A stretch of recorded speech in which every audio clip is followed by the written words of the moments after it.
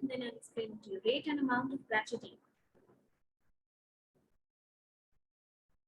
As I've already told you that there are two kinds of organization. One is perennial organization and the other one is seasonal organization. Perennial organization is one organization where the work is carried out for the 12 months of the year. But seasonal organization is that organization in which the work is not carried out for all 12 months of the year, rather it is carried out for 6 months or less, or even if it is carried out for 7 months, it is considered to be a seasonal organization. ठीक है, अब देखिए जब आप rate and amount of gratuity calculate करते हैं तो gratuity का क्या मतलब होता है कि आपने बड़ा अच्छा काम किया है, बहुत लंबे समय तक हमारे यहाँ काम किया है, हम आपको कुछ उसके लिए अवार्ड करेंगे for the meritorious service that you have rendered to our organisation. तो उसके लिए क्या करता है एम्प्लॉयर कि हर साल की सैलरी यानी 365 दिन की सैलरी तो मिलती है आपको, वो तो आपका राइट है, 15 दिन की और सैलरी देता है। ठीक है, 15 डेज की हर साल जितनी आपने सर्विस कंप्लीट की है उसके लिए 15 days more salary is provided to you as gratuity, यानी 15 डेज पर कंप्लीटेड ईयर ऑफ सर्विस दी जाती है। ठीक है, इसको कैलकुलेट करने में अगर मान लीजिए कि आपका वर्किंग जो ईयर रहा वो रहा 27 साल और 8 महीने 5 दिन, ऐसा कुछ है। ठीक है, 27 साल 8 महीने 5 दिन, तो 6 या 6 से ज्यादा जब मंथ्स में कैलकुलेशन होगा तब उसको हम एक पूरा साल कैलकुलेट करेंगे। समझ में आई बात? We will consider 6 months or more as one complete year. यानी अगर 27 साल 6 महीने किसी की सर्विस है तो 27 साल 7 महीने, तो उसको कितना साल कंसिडर होगा? 1 year। 1 ईयर मतलब कितना साल होगा टोटल? 28 साल। ठीक है, यानी 27 years and 8 months की सर्विस मान लो किसी ने की, तो उसको हम 28 years कैलकुलेट करेंगे कैलकुलेट करते समय। और अगर किसी ने 22 साल 5 महीने की सर्विस की तो उसको कितना साल कंसिडर करेंगे? 22। समझ में आ गई बात? 6 months or more will be considered as 1 year and 6 months and less than 6 months will not do counting for that. Right now, in case of perennial organization,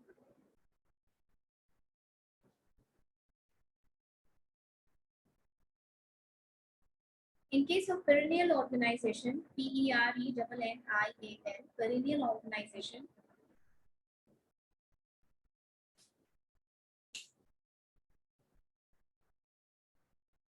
the employers shall pay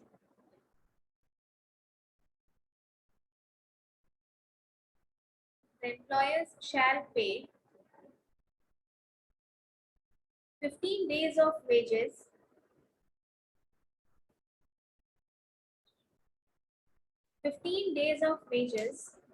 for every completed year of service.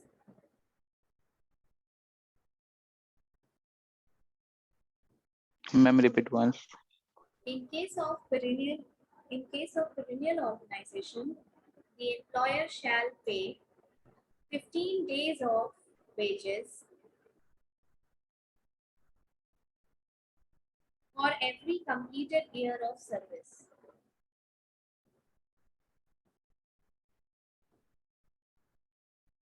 For every completed year of service.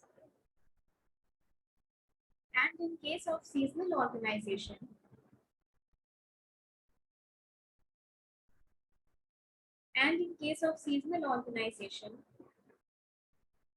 the employer shall pay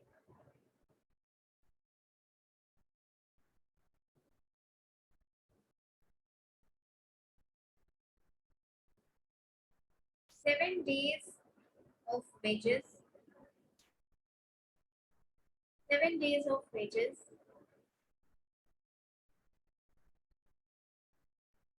for every completed year of service.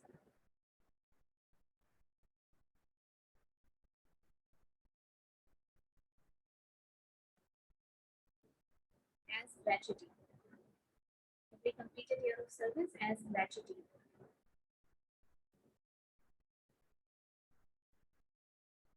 Next, okay. At the time of calculation of length of service,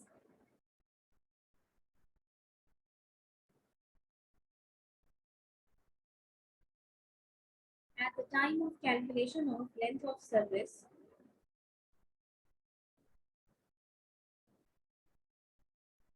the period 6 months or less, the period 6 months or more,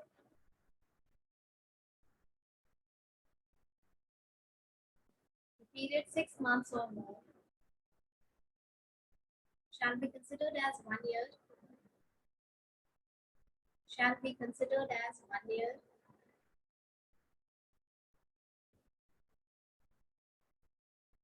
and for less than 6 months,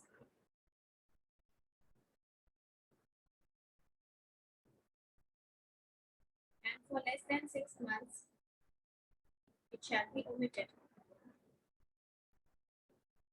क्या ma'am? And for less than 6 months,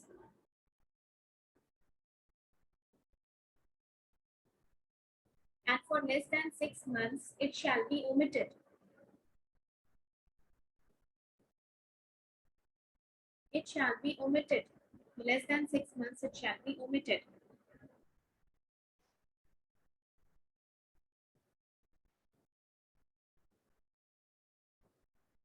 The employer shall calculate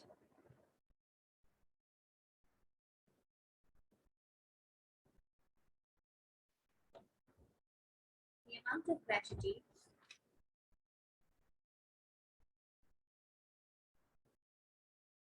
the employer shall calculate the amount of gratuity on the basis of last wages of the employee.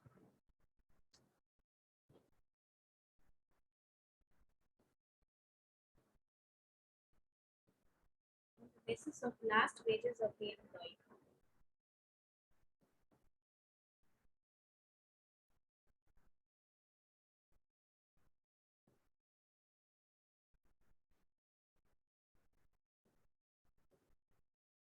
On the basis of last wages of the employee.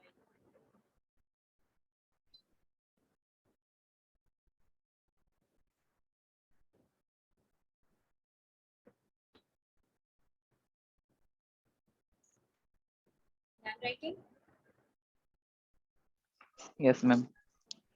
Now this you understood कि जब length of service यानी कितना year complete किया है उसको calculate करते हैं तो 6 मंथ से ज़्यादा के टाइम को हम 1 साल कंसिडर करते हैं और 6 मंथ से कम के टाइम को ओमिट कर देते हैं यानी उसको कंसिडर ही नहीं करते. 22 साल 5 महीने को हम सिर्फ 22 साल ही कंसिडर करेंगे. ठीक है. अब ये तो पता है आपको कि ग्रेच्युटी में कितना एक्स्ट्रा दिन का पेमेंट मिलता है फॉर एवरी ईयर.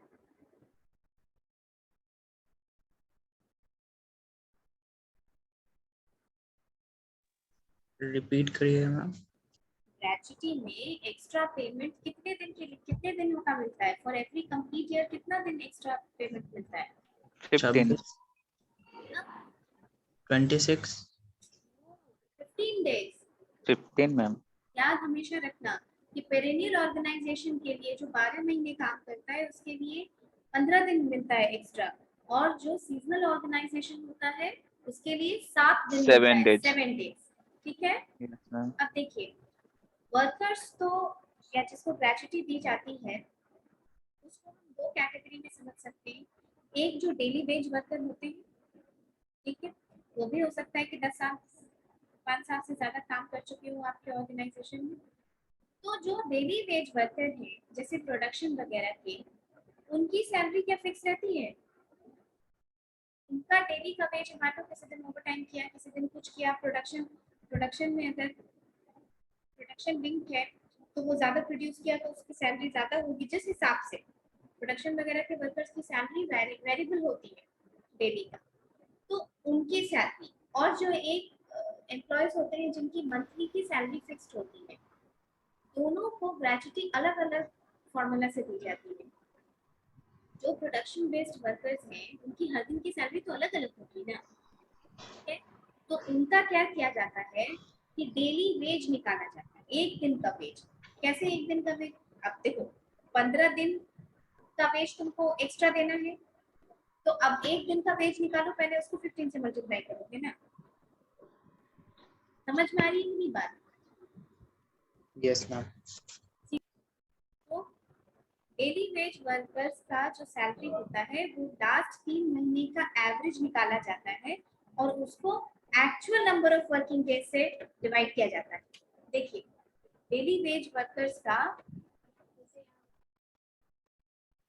जो डेली वेज वर्कर्स हैं जिनकी सैलरी फिक्स नहीं है, डेली वेज वर्कर्स का होता है लास्ट 3 मंथ्स सैलरी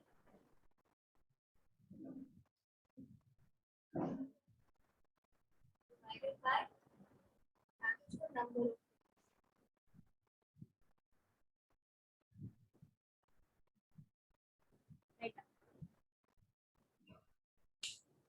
लास्ट 3 महीने की salary divided by actual number of days, working days। ऐसा तो नहीं रहेगा तो उसको एक्सक्लूड कर दिया जाएगा। Actual number of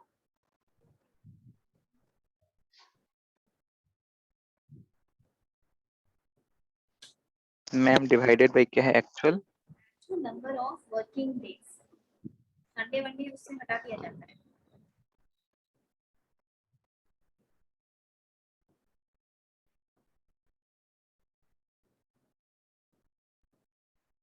मैम तो एक्चुअल वर्किंग डेज तो पूरा साल का लेता होगा। लास्ट 3 महीने का, लास्ट वो तो मैम सैलरी लेगा ना 3 मंथ का, और actual number of working days वो भी 3 मंथ। Actual number. हाँ तो और क्या, तो तुम डिवाइड करके देखो तो पूरा साल में क्या पैसा आएगा?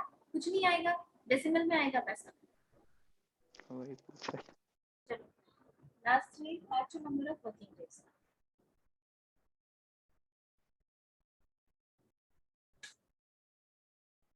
अब देखो मंथली वेज जो वर्कर्स होते हैं या जो लोग होते हैं जिनकी सैलरी बनती होती है उनका लिखो daily wage of a monthly wage employee. Right down.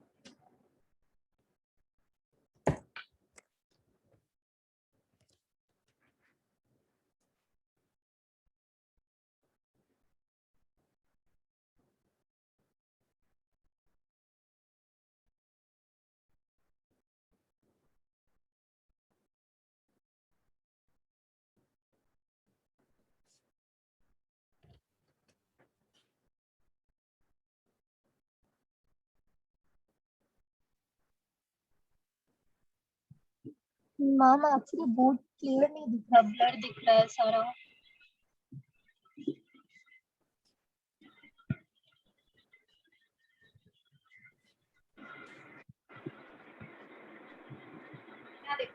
Daily wage of a monthly wage employee, daily wage of a monthly wage employee is equal to wage of last month divided by 26. Wage of last month divided by 26.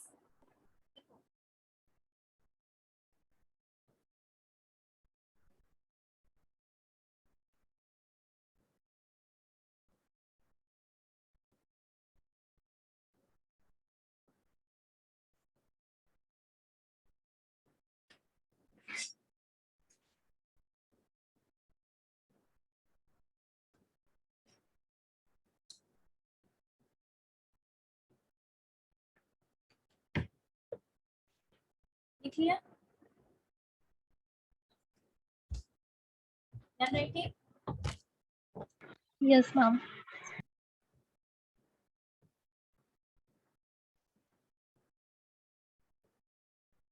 ये होता है, ऐसे होता है gratuity का calculation.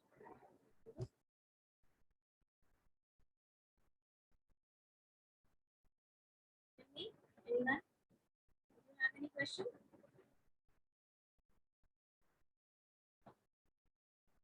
Gratuity देखिए ऐसे एक daily wage of a monthly wage employee, उससे क्या हुआ, एक दिन की सैलरी निकली, उसको 26 से डिवाइड किया गया। एक मंथ की सैलरी को 26 से डिवाइड किया गया। 26 से क्यों किया गया, 30 से क्यों नहीं किया गया? क्योंकि मैम संडे वनडे को हटा के। संडे मंडे संडे को सिर्फ हटा के। हाँ, 4 संडेज को हटा दिया जाता है, सिर्फ वर्किंग डेज कैलकुलेट होता है, ठीक है। इसीलिए तो एक दिन का उसका वेज निकल जाएगा 26 से डिवाइड करने से। अब उस एक वेज के दिन को आप 15 से डिवाइड मल्टीप्लाई करेंगे, तो हर साल का 15 दिन का सैलरी निकल गया जो आपको ग्रेच्युटी देना है। 15 दिन का सैलरी निकल गया ना, अब उसको इनटू करो नंबर ऑफ ईयर्स से। मान लो 10 साल सर्विस दिया, 10 साल का ग्रेच्युटी देना है, तो उतना साल उसका हो जाएगा पैसा, ठीक है। Yes, ma'am.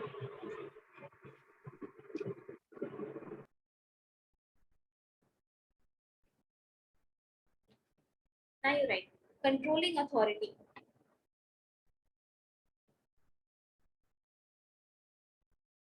Controlling authority.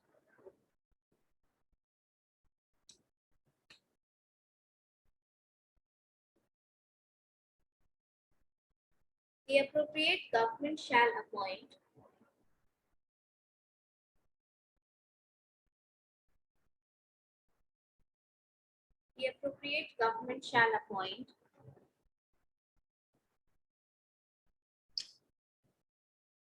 controlling authority in adequate numbers.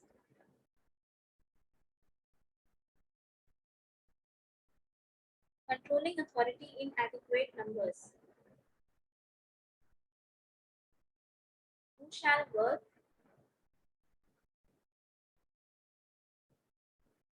Who shall work related to gratuity ma'am payment? एडुकेट नंबर के बाद बस वही है, adequate number. Who shall work? जो काम करेंगे. Who shall work in adequate number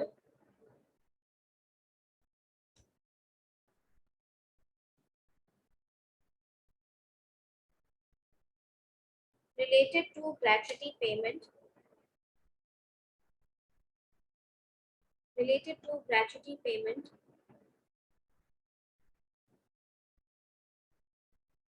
Disposal of claims. Disposal of claims or complaints.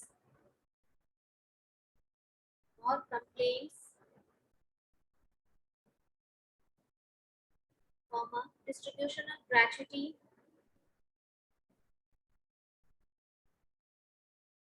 Comma, recovery of gratuity.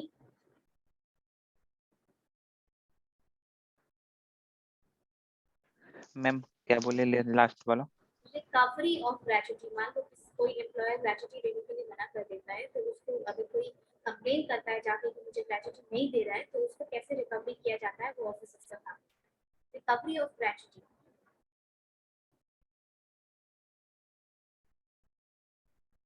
Etcetera.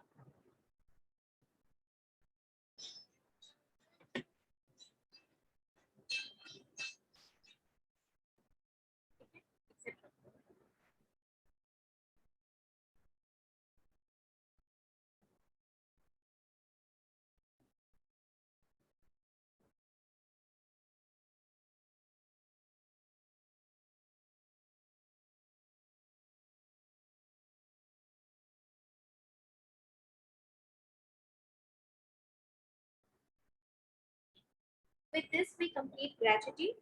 आपको जितना gratuity भी पढ़ना था, this was all that you needed to learn about gratuity. Gratuity का calculation. If you had been in class, हम आपको कुछ question देते हैं gratuity calculation के लिए, लेकिन आप class में नहीं है, तो ये online it becomes little hassle.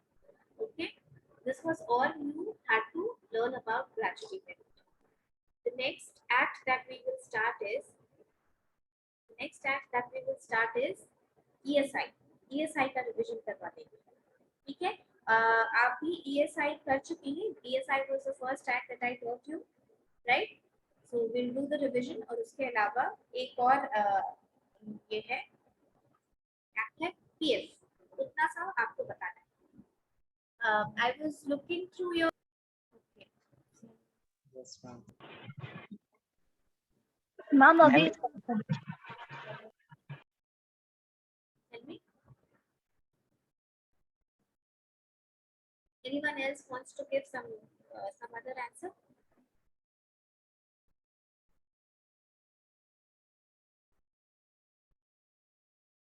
कोई और आंसर है किसी के पास? नो मैम, सेम ही है। Whatever Priya said is right, लेकिन हम उसको थोड़ा सा रिफाइन करके बोलेंगे। लेबर लॉज क्यों बनाए गए? लेबर लॉज इसलिए बनाए गए क्योंकि अच्छा पहले ये बताइए what are the factors of production?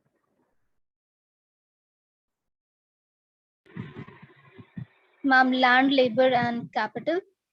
बस यही होता है वो टेस्ट फैक्टर्स बताओ। टेस्ट एंड प्रेफरेंसेस होता है मैम, इनकम होता है, फिर कंज्यूमर बिहेवियर होता है, फैक्टर्स ऑफ और भी प्रोडक्शन नहीं, 5 होता है सर। तो टेक्नोलॉजी होता है। ये होता है, लेकिन उसको क्या कहते हैं? उस सबको किस कैटेगरी में डालते हैं? Entrepreneurship, land, labour, capital, entrepreneurship बोलते हैं। अब देखो, अगर ये तुम ऐसे बोलोगे लैंड, लेबर, कैपिटल और एंटरप्रेन्योरशिप, लैंड किसका किसका होता है? लैंड एम्प्लॉयर का कि वर्कर का?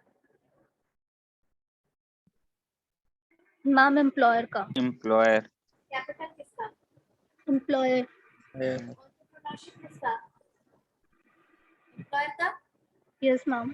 फिर एक लेबर ही बचा ना, लेबर का मतलब क्या हुआ? The one who sales his hours of work. Labour क्या देता है प्रोडक्शन में? क्या इनपुट जाता है लेबर का? हिज आवर्स ऑफ वर्क, हाँ। जो वो काम करता है बस यही जाता है। तो आप Yes। देख सकते हैं कि एम्प्लॉयर कितना माइटी, कितना स्ट्रांग है। लैंड भी उसी का, कैपिटल भी उसी का, एंटरप्रेन्योरशिप भी उसी का। तो लेबर तो सिर्फ उसके यहाँ काम करता है ना। तो ये एम्प्लॉयर के लिए कितना आसान है कि तुम काम नहीं करना चाहते हो, तुम्हारे साथ कुछ गड़बड़ हुई, तुमको निकाल देते हैं, तुमको पूरा पैसा नहीं देंगे, हम किसी और को रख लेंगे काम पे, राइट? यही होता है ना। Yes, ma'am। लेबर का बहुत एक्सप्लॉइटेशन होता था और अभी भी होता है। तो लेबर का एक्सप्लॉइटेशन बहुत तरीके से हो सकता है। उसका वेज पेमेंट रोका जा सकता है, उसको उसका बकाया नहीं दिया जा सकता है, उससे वर्किंग आवर्स में मतलब इनह्यूमन बिहेवियर करवाया जा सकता है कि आपको 8 घंटे का काम करना है तो उससे 12 घंटा 13 घंटा काम करवाया जा रहा है। पहले वगैरह थी ना, ये सब चीज आप जानते हैं, राइट? बॉन्डेड लेबर सुना होगा ना। तो ये सारी चीजें थी। इन शॉर्ट कि लेबर का एक्सप्लॉइटेशन बहुत आसान है एम्प्लॉयर के हाथों से, if there is no law checking the employer. अगर कोई लॉ एम्प्लॉयर को चेक नहीं करता है तो एम्प्लॉयर लेबर का एक्सप्लॉइटेशन कर सकता है। इसी चीज को सरकार ने from time to time realise किया कि अगर हम कोई किसी भी लॉ से उसको प्रोटेक्ट नहीं करेंगे तो ये एक्सप्लॉइटेशन होता रहेगा and this is inhuman practice और ये होना नहीं चाहिए। इसीलिए लेबर लॉज बनाए। अब देखिए, आपके दिमाग में हमेशा ये चीज आती है कि लेबर लॉ तो हमेशा किसी लेबर के इकोनॉमिक इंटरेस्ट को प्रोटेक्ट करने के लिए बनाया जाता है, राइट? इकोनॉमिक इंटरेस्ट को ही नहीं, सोशल इंटरेस्ट को भी प्रोटेक्ट करने के लिए बनाया जाता है। लेबर का इकोनॉमिक इंटरेस्ट, हाँ ऑब्वियसली वेज से रिलेटेड प्रॉब्लम सबसे ज्यादा होते हैं किसी लेबर को, लेकिन सोशल प्रॉब्लम्स भी होता है। जैसे एक एग्जांपल देखो, पहले ट्रेन के ड्राइवर को, ठीक है, ड्राइवर ही बोला जाता था। तो 1994 में ट्रेन के जो ड्राइवर्स थे इंडियन रेलवे के, उसने स्ट्राइक कर दिया।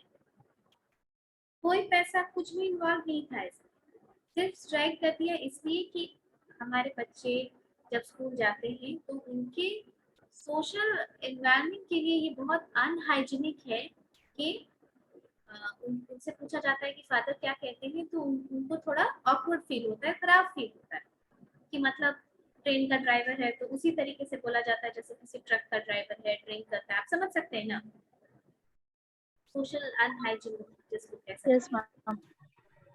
उन्होंने मास स्ट्राइक किया कि गवर्नमेंट से अपील की कि आप हमारा पोस्ट का नाम चेंज कीजिए, डोंट कॉल अस ड्राइवर। तब ये मतलब काफी बड़ा स्ट्राइक हुआ। उसके बाद 6 महीना 7 महीना सरकार की कमेटी बैठी उस पर और फिर उस चीज को चेंज किया गया। क्या है अभी ट्रेन के ड्राइवर का नाम? Loco pilot. Loco pilot. Loco pilot, ठीक है। तो ये चीज चेंज किया, इसमें कहीं पैसा इन्वॉल्व था? No, ma'am. किसी वेज किसी बोनस की बात हो रही थी? नहीं No, हो ma'am. रही थी। तो what was the only drive? The only drive was कि उनका सोशल इंटरेस्ट भी प्रोटेक्ट होकर के रह सके, राइट? तो अगर लेबर लॉज नहीं होंगे, लेबर यूनाइटेड नहीं होंगे, कोई लॉ प्रोटेक्ट नहीं होगा, तो सोशली भी उनको प्रोटेक्शन मिलता है। अगर उनको कभी ऐसा लगता है कोई चीज की जरूरत, तो वो सोशली भी इस चीज के लिए अपफ्रंट हो सकते हैं। Understood? Okay, the next thing, labour laws 4 तरीके का होता है, राइट डाउन। 4 मेन कैटेगरी में हम लेबर लॉज को डिवाइड कर सकते हैं। Labor laws can be divided into 4 broad categories. देखो, देखो।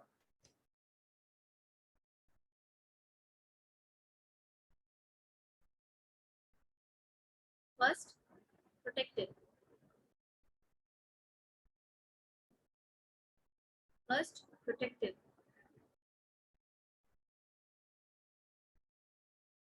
Second, regulative. Second, regulative. Second है ma'am regulative. Regulative. Third, social security.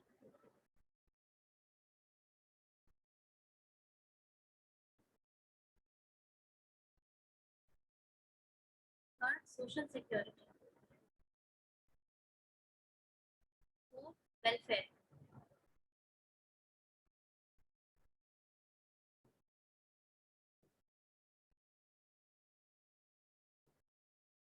Ma'am आप ये पढ़ा चुके हैं, लिखवा चुके हैं।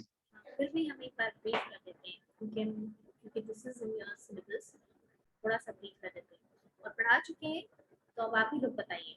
चलिए बताइए, प्रोटेक्टिव लेबर लॉज क्या होता है? मैम उसमें वर्किंग कंडीशन और वेज के आधार पे प्रोटेक्ट किया जाता है। उसमें सर्टेन कंडीशन, सर्टेन लॉ होता है। वर्किंग कंडीशन, जब हम प्रोटेक्शन की बात करते हैं तो हम वर्किंग कंडीशंस के लिए भी बात कर सकते हैं और वेज की भी बात कर सकते हैं। वर्किंग कंडीशंस में जैसे proper light, proper humidification, proper ventilation, कितना स्पेस होना चाहिए, रूफ का हाइट कितना होना चाहिए ताकि कंजस्टेड ना हो, उसको एक proper healthy hygienic congenial working conditions provide करना। जैसे the factories act 1948, the Mines Act 1952, the Labor Plantation Act 1951, the Motor Transport Vehicle Act 1966 है या 61 है, the bidi and cigar worker act 1966 है। 66, the bidi and cigar worker act. तो ये सारी चीजें जो हैं वो वर्किंग कंडीशंस के का एक्ट है, जिसमें कि वर्किंग कंडीशंस से रिलेटेड लेबर को प्रोटेक्शन मिलता है। वेज से रिलेटेड जैसे the payment of wages act 1936, minimum wages act 1948, equal remuneration act 1976 और the payment of bonus act 1965, ये सारी चीजें। उसके बाद आइए रेगुलेटिव। देखिए, रेगुलेटिव का मतलब होता है कि एम्प्लॉयर और एम्प्लॉय के बीच के रिलेशन को जो लॉज रेगुलेट करता है, यानी उस लॉ में ये भी मेंशन है कि एम्प्लॉयर क्या कर सकता है और ये भी मेंशन है कि एम्प्लॉय क्या कर सकता है, और क्या करने से और क्या नहीं करने से वो इलीगल हो जाएगा या वो गलत हो जाएगा, उसको कहते हैं हम रेगुलेटिव लेबर लॉज। जैसे बताइए, जैसे द ट्रेड यूनियंस एक्ट 1926 आता है इसमें, ठीक है, कि ट्रेड यूनियन को क्या लिबर्टी है, क्या फैसिलिटी है, वो सब कुछ इसमें मेंशन है। The trade unions act 1926, the industrial standing order act 1946, the industrial disputes act 1947, ये आपको पढ़ना है, बहुत डिटेल में पढ़ना है, ये एक्ट सिलेबस में है। इंडस्ट्रियल डिस्प्यूट्स एक्ट 1947, ये एक regulative labour law, okay. Third is social security, ये तो आप ही बताइए। Tell me what is social security? इसमें सारे वो लेजिस्लेशंस आते हैं जो सोशल सिक्योरिटी में प्रोटेक्ट करने के लिए प्रोविजंस रखते हैं, राइट? जैसे कौन कौन से लॉ आते हैं? मैटरनिटी एम्प्लॉय प्रोविडेंट फंड हाँ, मैटरनिटी बोला, एम्प्लॉय कंपनसेशन एक्ट। ठीक। Payment of Gratuity Act or ESI. ESI Act 1948, Gratuity 1972, Workmen Compensation 1923, PF Act 1952, ठीक है, ये सारे एक्ट्स इसमें आते हैं. Maternity Benefit 1961, ये टाइप हुआ. And the next one is welfare. Welfare वहाँ पे, वेलफेयर फंड वहाँ पे बनाया जाता है जहाँ पे कि लेबर की कंडीशंस बहुत इम्पोवरिश्ड होती है, बहुत बुरी होती है, बहुत पैथेटिक कंडीशंस, जैसे माइका माइंस या कोल माइंस वगैरह में ये चीज आप देखेंगे. ठीक है, okay. Yes, ma'am. Needed to explain you again what is labor laws so that you understand that social security legislations are only a type of labor law, है ना. सोशल सिक्योरिटी का लॉ एक टाइप ऑफ लेबर लॉ है ना सिर्फ. Yes Yes, ma'am. ma'am. ठीक है. और जैसे कि आप अब जब इंडस्ट्रियल डिस्प्यूट्स पढ़ेंगे तो वो किस तरीके का लॉ होगा? वो होगा ये क्या बोलते रेगुलेटिव. हैं सेकंड वाला रेगुलेटिव. हाँ, वो रेगुलेटिव लॉ होगा. इसीलिए सारा लॉ एक ही जैसा नहीं होता है. कुछ लॉ क्यों बनाया गया है वो आपको जानना समझना जरूरी है कि उसको मैम क्यों इंडस्ट्रियल बनाया. डिस्प्यूट एक्ट कब आया था? 1948 में. 47. Let the class